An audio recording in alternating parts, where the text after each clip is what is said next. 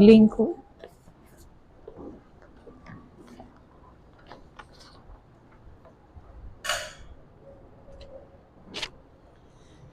In the Father, the Son, Holy Ghost. Amen.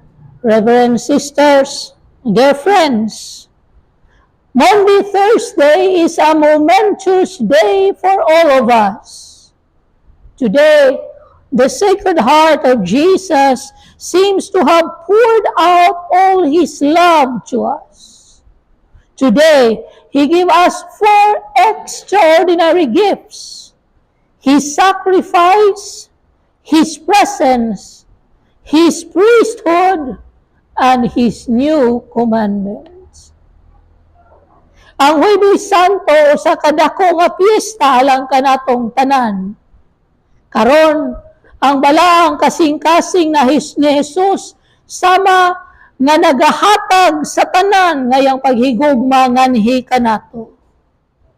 Karon iya kitang ihatagan ug upat kadako kaayo nga mga gasa: ang iyang sakripisyo, ang iyang presensya, ang iyang pagkapare, o ang iyang bag-o nga kasuguan.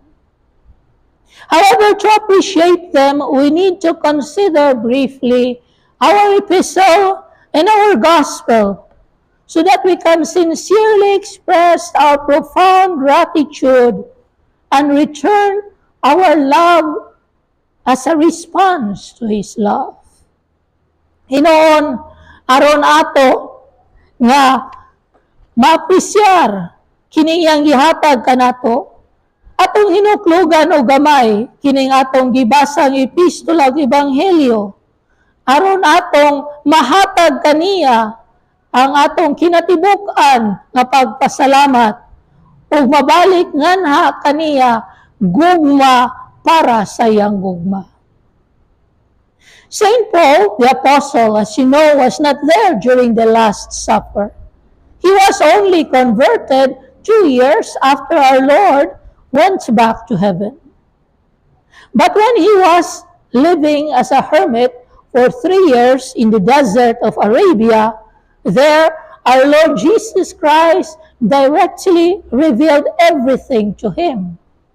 And that is why he wrote to the Corinthians, "I myself have received from the Lord what I have been delivering to you." This is the principle of tradition with a capital T. This is what we are fighting for. Not for something invented by men, but something handed down, given from God to us. So St. Paul describes the institution of the holy sacrifice of the Mass. He said the Lord Jesus, on the night He was betrayed, took bread and giving thanks broke and said, "Take and eat, this is my body, which shall be given up for you. Do this in remembrance of me." Notice, dear friends, Jesus did not say, "This is the symbol of my body." He did not say, "The finalization, the purpose of this bread is your spiritual nourishment." No, quite simply, He said, "This is my body."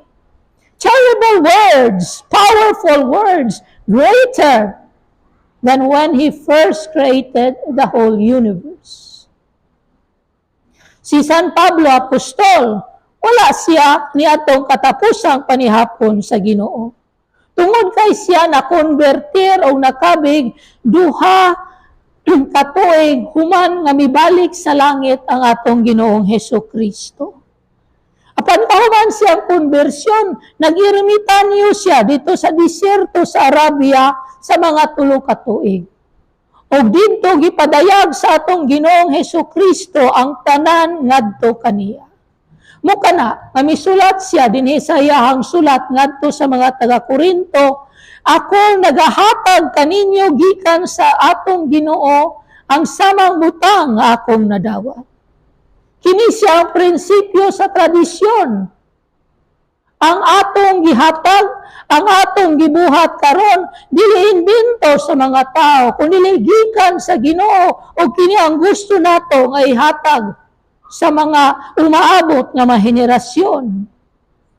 Og dinhi gisaysay sa apostol giung sa pagbuhat sa atong Ginoo ining santos nga sakripisyo sa misa. Siya miingon ang Ginoong Hesus sa gabi nga siya gibudhian, mikuha sa pan, nagpasalamat, nipikas niini og miingon, dawatan ninyo kini og kana, kay kini mga kong lawas nga gitugyan alang kaninyo. Tanawa, ang atong Ginoo niingon, dawata kining simbolo sa akong lawas.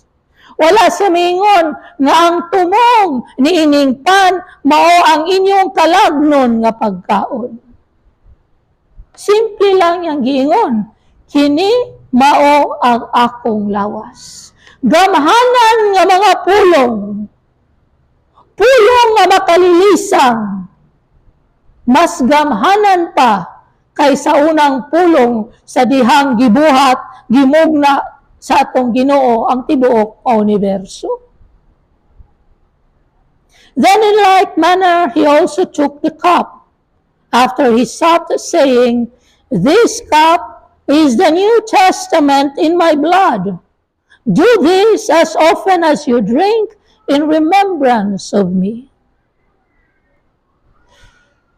Before the 27 books were collected, these 27 books we call now as the New Covenant, the New Testament.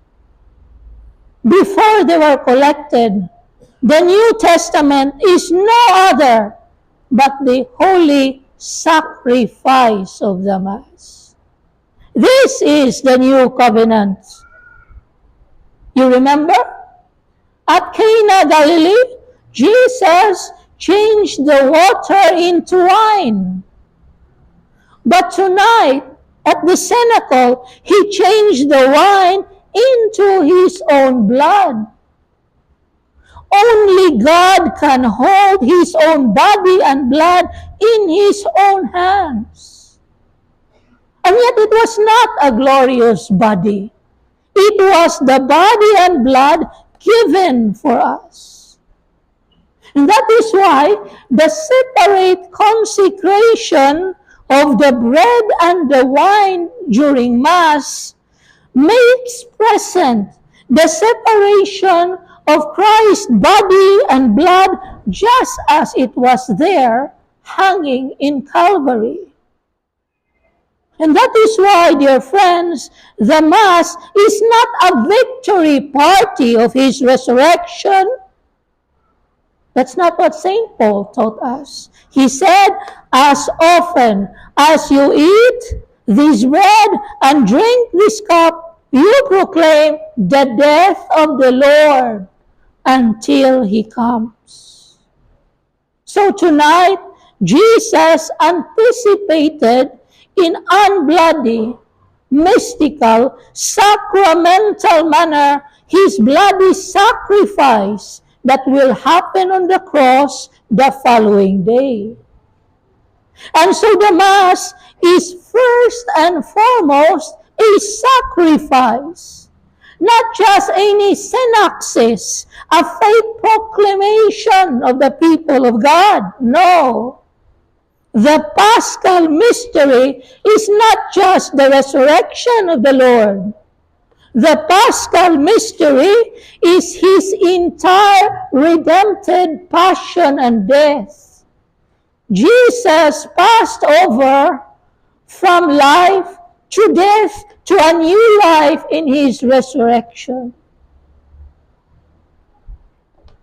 Sa samang paagi, kauman sila namihapon, ang Ginoo miingon, dawatan ninyo kining kalis, nga mao ang bag-ong kasabutan sa akong dugo. Buhata kini sa kada panahon nga kamo moinom niini alang sa paghandom kanako. Busa mga kaigsunan o mga higala, Sa wala pa nakulikta, ang 27 ka libro nga gitawag nato karon nga bag-ong testamento, nga bag-ong kasabutan, ang tinuod nga bag-ong kasabutan mao ang santos nga sakripisyo sa misa. Nahinumduman ninyo didto sa Cana Galilea, gibag-o ni Jesus ang tubig iyang gihimong bino. Apan karon dinhi sa sinakulo, iyang gibuhat nga ang bino mamahimong iyahang dugo. Diyos lamang ang pwedeng muhawid sa iyang dugo o iyang lawas diya siyang kaugalingong kamot. Apan kining dugo o iyang lawas, dugo nga giula, gisakripisyo alang kanato sama didto sa cross. Mao kana nga ang duha kakonsegrasyon sa pan o sa bino nagahimo nga mahitabo kining separasyon sa lawas o dugo sa Ginoo sama nga yang lawas nagbitay sa cross didto sa Kalbaryo nahutdan sa yang dugo. Mao kana nga ang santos nga misa dili usa ka victory party. Salo-salo sa kadahugan sa iyong pagkabanhaw, dili na mao. Unsay giingon dinhi ni San Pablo, sa matag kaon ninyo nining pan, sa matag inom ninyo nining kalis, inyong gisangyaw ang kamatayon sa Ginoo hangtod sa iyang pagbalik. Muka na nga karong gabi una, gibuhat, i-antisipar ni Jesus sa pamaagi nga dili dugoon, sa pamaaging mystical, sakramental, ang iyang dugoon nga sakripisyo, nga iyang pagabuhaton dito sa cross, sa sunod nga adlaw. Muka na nga ang misa, una og labaw sa tanan, usa ka sakripisyo. Dili kini siya usa ka sinaksis, usa ka proklamasyon sa pagtuo sa mga lungsod katawhan sa Dios. Dili. Ang misteryo paskal dili lamang ang pagkabanhaw sa Ginoo. Ang misteryo o ang kinatibuk-an nga aksyon sa pagtubos ni Kristo sa iyang pasyon, pagkamatay ug resurreksyon. And for this reason, St. Paul warned us, therefore, whoever eats this bread and drinks the cup of the Lord unworthily will be guilty of the body and the blood of the Lord. Meaning to say, we are not receiving symbols, but realities of our Lord's body, blood, soul, and divinity. So, the first fruit of His sacrifice is His real presence. The first fruit of His sacrifice is His real presence. Jesus did not keep anything for Himself. He gave everything that He is able to give us. And by this sacrifice and sacrament, He willed to remain with us, whole and entire, until the end of time. Otherwise, as Saint Padre Pio used to say, it is easier for the world to exist without the physical sun than for the world to exist without the holy sacrifice of the Mass. Who would have imagined, who would have thought, who would have invented such a thing? Yet at what cost Jesus procured this for us? Indeed, for that same humble Jesus, veiled in a small appearance of bread and wine, will be the same glorious Jesus that we will enjoy face to face forever in heaven. So let us remind ourselves, Holy Communion is the foretaste and the pledge of a glorious eternity. Our patron, St. Pius X said, "A worthy and holy communion is the easiest and the shortest way to sanctity."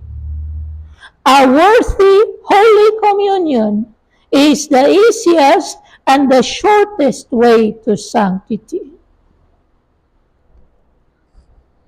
Si San Pablo, mihatag kanato usa ka warning.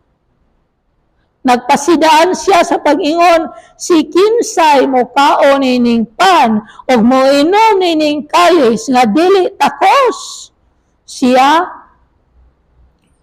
Siya gihukman sa lawas o dugo sa atong Ginoo.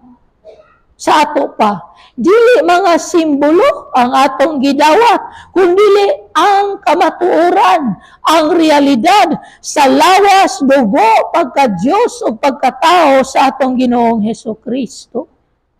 Mao kana nga ang unang bunga sa iyang sakripisyo, ang unang bunga sa iyang tinuod nga sakripisyo, o ang iyang tinuod nga presensya, taliwala kanato. Iyang gihatag ang tanan nga pwede niyang ihatag. Pinaagi nining sakripisyo, sakramento, siya nagbuot nga magpabilin uban kanato sa kinatibuk-an niyang pagkasiya hangtod sa katapusan sa kalibutan. Mo kadto nga miingon kanato si San Padre Pio, mas madali pa nga ang kalibutan mamugna nga walay adlaw kaysa ang kalibutan magpadayon nga wala ang santos nga sakripisyo sa misa. Kinsa ba ang maghanduraw niini? Kinsay makahuna-huna? Kinsay makaimbento? Diyos lamang. Pero unsa kadako ang gibayad ni Kristo aron iya kini ihatag kanato. Tungod kay ang maong Jesus nga mapaubsanon nga nitago sa bayhon sa pan o bino, maura usab ang Ginoong Jesus nga mahimayaon nga atong makita nga walay katapusan didto sa langit. Busa kining santos nga komunyon mo ang ginamano o unang pagtilaw ug panaad sa himayaon nga eternidad. Ug matod pa ni San Pio X nga atong patron, ang takos nga pagdawat sa komunyon o pinakasayon o pinakamubo nga dalan sa tinuod nga pagkasantos. Ang takos nga pagdawat sa santos nga komunyon mo ang pinakamubo o pinakasayon nga dalan ngadto sa pagkasantos. However, you noticed our Lord insisted, "Do this in remembrance of me." By these words, He ordained and consecrated His 12 apostles as first Catholic priests and bishops, according to the order of Melchizedek, not anymore hereditary of Aaron. He shared to them, but take notice, He shared to them only, not to the holy women who were preparing their food at the Last Supper, not even to His own glorious mother, who is full of grace, the fullness of His eternal priesthood. Sorry, ladies, the priesthood is for male only. So they become the first bishops, builders, and pillars of His one and unique mystical body, the Holy Catholic Church. You 12 men of the parish, you represent them. Be pillars of this parish also, as the 12 apostles. But unfortunately, one of those ordained was a Judas Iscariot. And that is why we must not be surprised that even today we have bad popes, bad cardinals, bad bishops, and bad priests. Nonetheless, our Lord Jesus Christ is faithful. He will not allow these bad shepherds to deprive us of His true, valid, and licit sacraments. He prefers to suffer under the hands of these unworthy priests rather than deprive us of His sacraments, of the channels of His grace. And that is why I beg you all tonight, let us pray for all our Catholic priests, but especially those of our dear Society of St. Pius X, that we may be less unworthy of our vocation. And during our adoration of the Blessed Sacrament until midnight tonight, let us earnestly beg the Lord for more priestly vocations. Look, we are priests here of St. Joseph's Priory, including myself, is getting old and sickly. Yes, we need replacement. And please excuse us sometimes of our crankiness. Ang atong Ginoo mi-insister, buhata kini aron paghandom kanako. Pinaagi nini mga pulong iyang giordinahan o gikonsagrahan ay ang 12 ka apostoles isip unang mga Katolikong pari o obispo sumala sa orden ni Melkisedek o dili na ang hereditaryo nga orden ni Aaron. Iyang gihatag kanila lamang, dili sa mga santos nga mga babae nga nagluto silang gikaon sa katapusang panihapon. Wa ganing niya ordinahe ang iyang mismong inahan, ang bulahan o yamot puno sa grasya nga Birhen Maria. Kanila lamang iyang gihatag ang kinatibuk-an sa iyang tunhay nga pagkapari. Pasaylo lang mga ladies, ang pagkapari para ras mga laki. Sila na nahimo nga maunang mga obispo. Sila mao ang magbubuhat og mga kining haligi sa iyang simbahan, sa iyang lawas nga mistikal ang atong inahan Santa Iglesia Katolika. Busa kamong 12 ka mga apostoles sa parokya, pagpakahimo pud mong haligi sa Society of St. Pius X o sa Priory of St. Joseph. Apan sa pagkadimalas, usa sa mga naordinahan gitawag og Judas Iscariote. Mo kana nga di kita matingala ngano nga karon duna tay mga daotang Santo Papa, daotang kardinal, obispo, mga pare. Pero bisan pa man niana, matinud-anon ang atong Ginoong Hesukristo. Wala niya gitugot nga kining mga daotan nga mga magbalantay nato, magdili nato mohatag sa tinuod, balido o lisito, lehitimo nga sakramento. Ang Ginoo, mas iya pang giangkon nga moantos, ubos sa mga kamot, ining dili takos yung mga pari, kaysa sa mawad-an ta sa iyang sakramento, sa iyahang mga kanal sa iyang grasya. Mo kana, nangamuyo ako kaninyong tanan, nga karong gabi una, iampo nato ang tanang mga paring Katoliko. Ilabi na kanamo, dinhe sa Society of St. Pius X. Aron mahimo kaming minos nga dili takos sa among bukasyon. O sa atong adorasyon, pagsimba sa Santissimo Sacramento, hangtod sa tungang gabi karon, pangayoon nato, mga liupo kita sa Ginoo, nga kita hadagan o daghang bukasyon sa pagkapari, gikan sa atong parokya. Kay tanawa ragon ninyo, kami nga mga pare sa St. Joseph Priory, lakip na ako, nangatiguang o mga sakit na baya, nanginahanglan, di po may replacement. May lang pa itong spare parts, kaya pwede na itong mapalit anang kanto, di ra ba? Busa, pasaylo ako me, kausay mga saputon ra ba me? Still, to believe and to receive the sacraments worthily are not enough. We must practice what our Lord commanded. Here in our gospel, Jesus first gave the example and then the lesson. He took off his clothes, girded himself with a towel, and washed the feet of his apostles. To wash the feet of the guests at the banquet was the duty of slaves.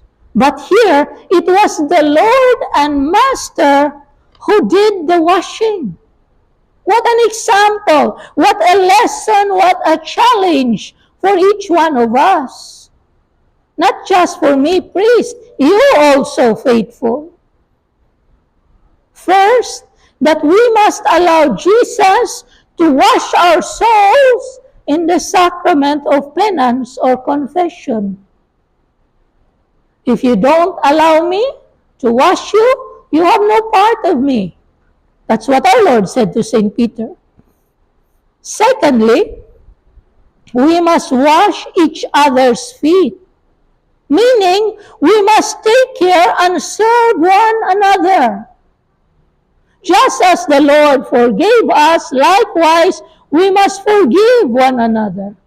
And by this we shall be known as His true disciples, not because of our Latin prayer, not because of our theological acumen, not even by charismatic gifts, no. By this all men will know that you are my disciples, if you love one another just as I love you. Let us wash each other's feet.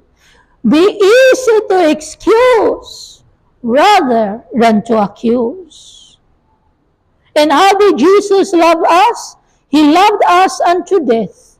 So let us be ready to sacrifice ourselves for one another after our Lord's example. Kining pagtuo o kining pagdawat sa mga sakramento dili paigo. Kinahanglan nga tumano nato ang gisugo sa atong Ginoo, ang iyang bag-ong sugo. Dinhi sa atong ebanghelyo karon naghatag og panig-ingnan una si Jesus bago niya gihatag ang leksyon.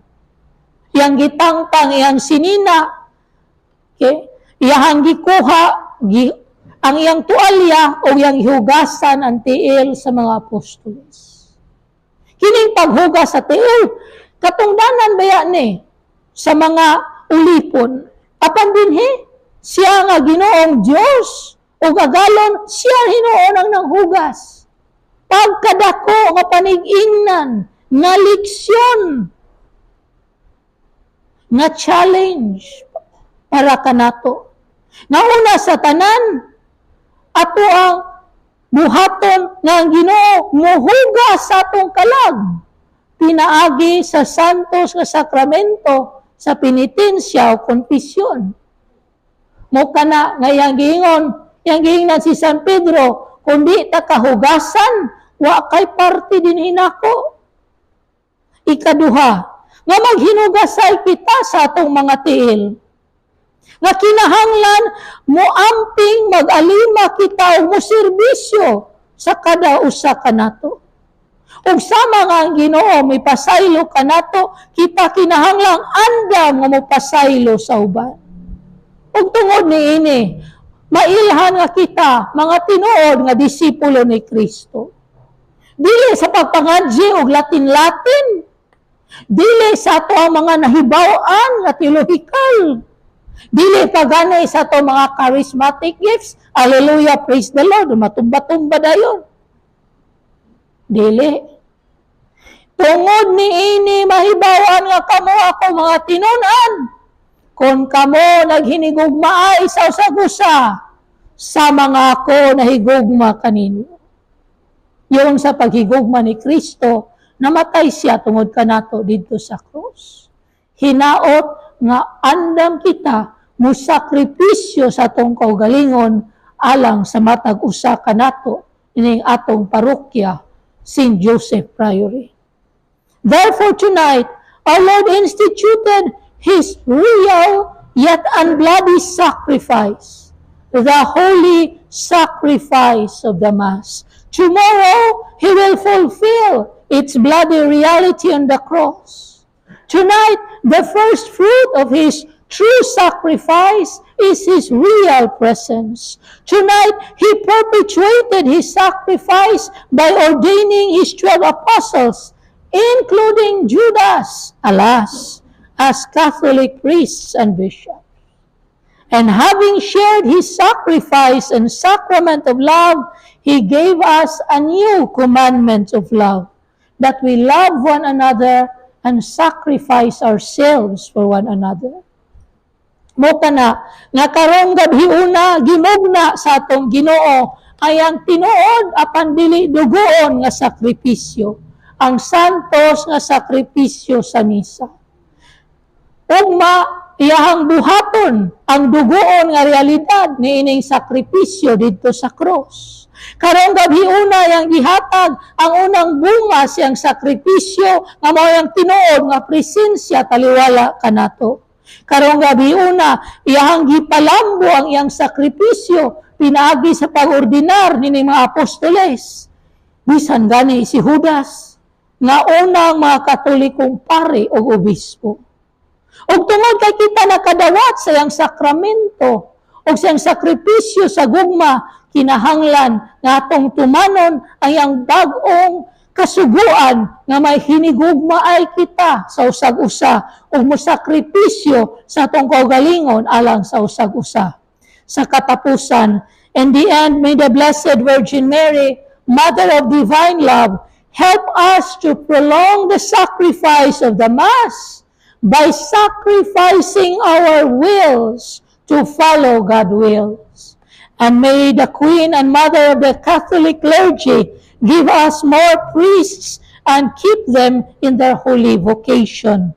Hinaot nga mahal na Birheng Maria, ang inahan sa Diyos ng gugma, motabang kanato, nga atong palambuon, patason kining sakripisyo sa misa, sa pagsakripisyo sa atong kaugalingong kabubuton, aron tumanon ang santos nga kabubuton sa Dios. Ug hinaot nga siya ang inahan ug rayna sa mga paling Katoliko, mohatag kanato daghang santos nga mga paring Katoliko, o nga siya moalima kanila diha siyang ilang santos nga bukasyon. Amen. Sa ngalan sa Mahan ug sa Anak sa Espiritu Santo. Amen.